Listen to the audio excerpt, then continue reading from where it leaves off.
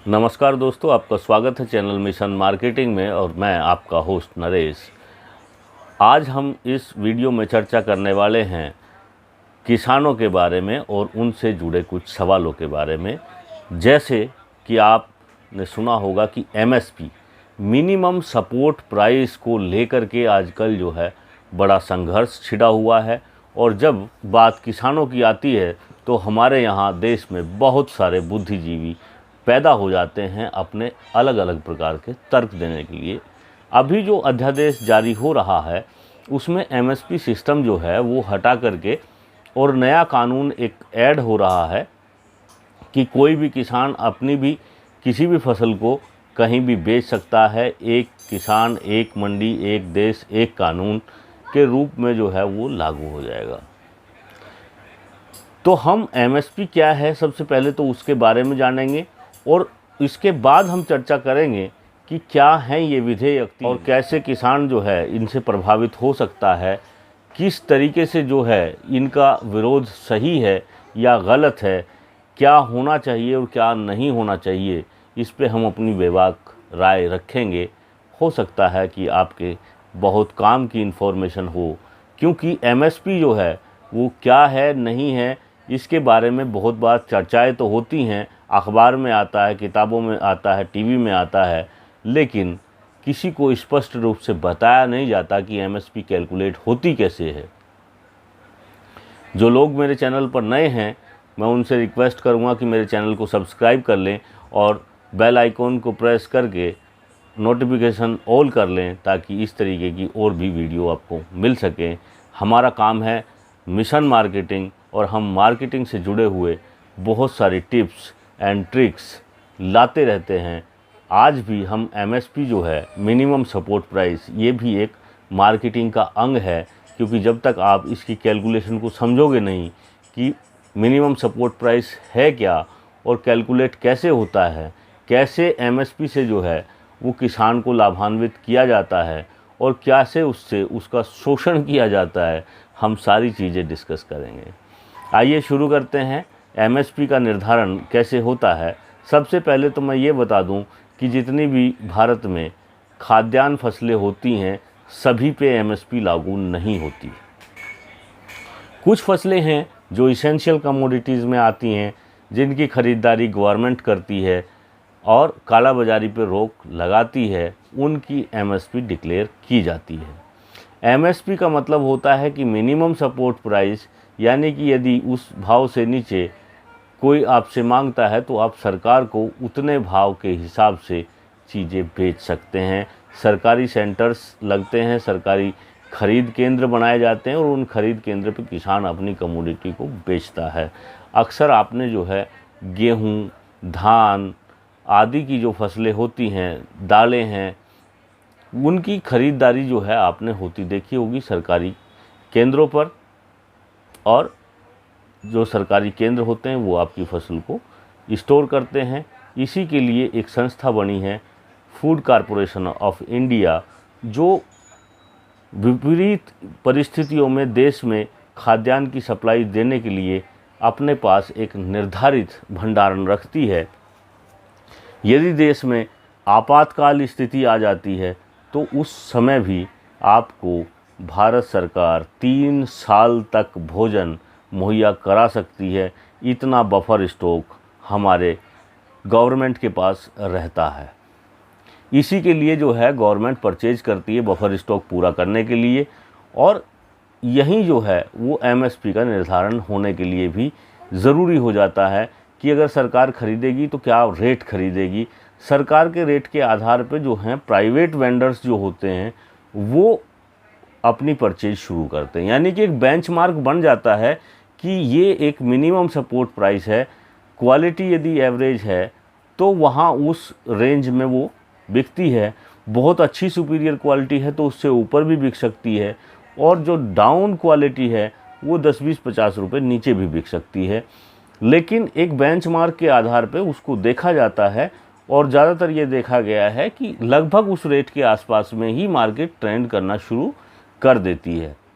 हालांकि किसान से जो है बिलो एमएसपी भी माल खरीदे जाते हैं, और उसकी बहुत सारी घटनाएं हर बार होती हैं, हो हल्ला होता है, समाचार पत्रों में आता है, 2-4 केंद्रों पे छापे लगते हैं और ये मिली भगत से सारे काम होते रहते हैं। किसान का शोषण पहले से होता रहा है और आगे भी मुझे लगता है कि जिस तरीके से कंडीशन चल रही हैं वो होता रहेगा, क्योंकि किसान की कोई सुनने वाला है नहीं।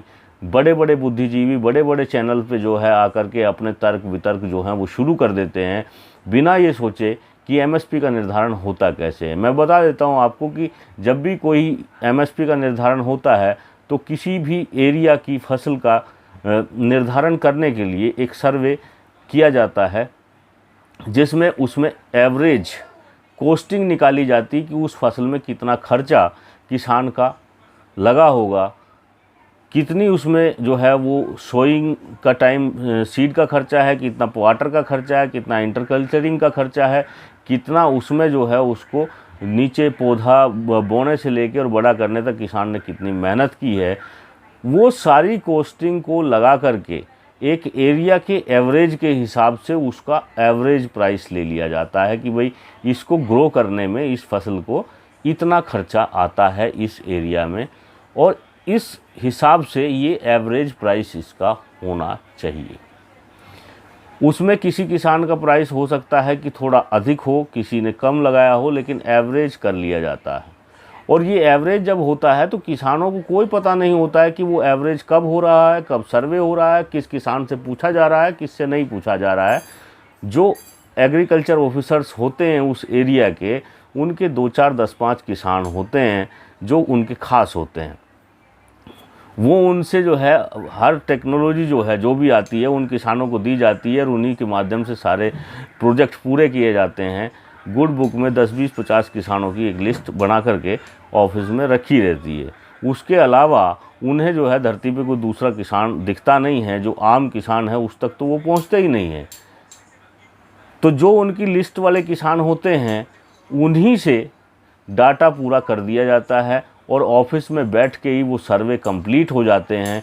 कहीं कभी किसान से जो है कोई सवाल पूछा ही नहीं जाता है कि वो कितनी बार पानी देने गया, कितनी बार वो खेत में गया, कितनी बार उससे प्रॉब्लम्स हुई, कितनी बार उसकी मोटर जली और कितनी बार उसको जो है ठंड में प्रॉब्लम्स आकर के वो बीमार हुआ,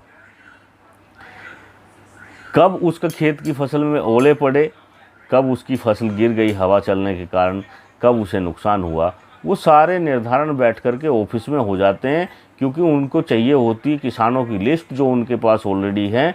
जब भी उनसे पूछा जाएगा वो लिस्ट विद फ़ोन नंबर्स के अपने डिपार्टमेंट को सप्लाई कर दी जाती है और ऐसे आपकी एमएसपी निर्धारित हो जाती है। पिछला डाटा उठाया, उसमें कुछ % ऐड कर दिया गया और नया डाटा तैयार हो गया। पिछले 70 सालों से ऐसे ही एमएसपी का निर्धारण होता हुआ आ रहा। मुझे ये लगता है कि जो एमएसपी का निर्धारण हो रहा है उससे कहीं ज़्यादा कॉस्ट, उससे कहीं ज़्यादा खर्चा किसान को वो फसल उगाने में आता है जो किसान को भाव दिया जाता है। अब बात आती है कि क्या एमएसपी हटा देनी चाहिए या नहीं हटानी चाहिए। देखिए, एमएसपी के बिना भी बहुत सारी चीज़ें हैं जो हो रही हैं। आपका जो दूध आप बेचते हैं पीते हैं उस पर कोई एमएसपी लागू नहीं हो रही है। तो आप ये समझ लीजिए कि आने वाले समय में यदि एमएसपी नहीं रहेगी तो आप जैसे आज सब्जी की मार्केट है, सब्जी की मार्केट में जो है आलू को छोड़ करके बाकी पे कहाँ एमएसपी है। बैंगन पे कोई एमएसपी नहीं, मिर्च पे कोई एमएसपी नहीं, धनिया पे कोई एमएसपी नहीं, पालक पे कोई एमएसपी नहीं है। तो जो फास्ट कंज्यूमिंग गुड्स हैं उन पे कोई एमएसपी नहीं है, दूध पे कोई एमएसपी नहीं है। ऐसे ही आने वाले समय में बाकी फसलों की भी एमएसपी ख़त्म हो जाएगी और आप अपने हिसाब से अपने प्रोडक्ट को बेच सकेंगे कि कितने रुपए में आपकी कॉस्टिंग आती है। अब बात आती है कि सभी किसान जो हैं पढ़े लिखे नहीं हैं, वो अपनी फसल का निर्धारण नहीं कर सकते, उन्हें नहीं पता कि कितना खर्चा लगा है। एक और समस्या यहाँ आ जाएगी, जब आप जो है अपनी फसल खुद बेचेंगे तो आपको वो उगाने के लिए जो पैसा लगने वाला है वो भी आपको खुद ही खर्च करना होगा। अभी तो क्या होता है कि आपने किसी आड़तिये को पकड़ा हुआ है और जब भी आपको खाद बीज दवा की ज़रूरत होती है तो आप आड़तिये की सहायता से वहाँ से वो सामान ले आते हैं और अपनी फसल ग्रो करके उस आड़तिये के यहाँ बेच लेते हैं। लेकिन जब एमएसपी सिस्टम ही ख़त्म हो जाएगा, जब आप मंडी जाकर के फसल बेचने वाले ही नहीं हो, तो वो आड़तिया आपको पैसा क्यों देगा। तो वहाँ से आपका जो है लिंक मंडी से ख़त्म हो जाएगा और आप जहाँ चाहें वहाँ फसल बेच सकते हैं। लेकिन बेचोगे तब जब आप पहले फसल उगा पाओगे। तो आप ये सोच लीजिए कि क्या आपकी कैपेसिटी है कि आप फसल को उगा पाएंगे। एमएसपी आप समझ चुके हैं, फसल उगाने और उसको बेचने का सिस्टम आप और समझ लीजिए। अब होगा ये कि आपने सपोज कीजिए कि बहुत ज़्यादा किसी चीज़ का प्रोडक्शन कर लिया और वो प्रोडक्शन जब आपका हो गया है, आपके पास स्टोरेज फैसिलिटी नहीं। अब आपको स्टोरेज फैसिलिटी यदि चाहिए तो उसके लिए आपको प्राइवेट वेयरहाउसेस की मदद लेनी होगी, जहाँ पे आपको पर बोरी के हिसाब से पैसा चार्ज किया जाएगा, पर मंथ के हिसाब से। 2 से 3 रुपये बोरी जो है आपको वहाँ खर्चा लगेगा। साथ में जो ट्रॉली में अभी आप भर करके मंडी में ले जाते हैं, उसकी जगह वहाँ 20 से 25 रुपये का एक बैग और लगने वाला है, यानी कि वो भी आपकी कॉस्टिंग में ऐड होगा।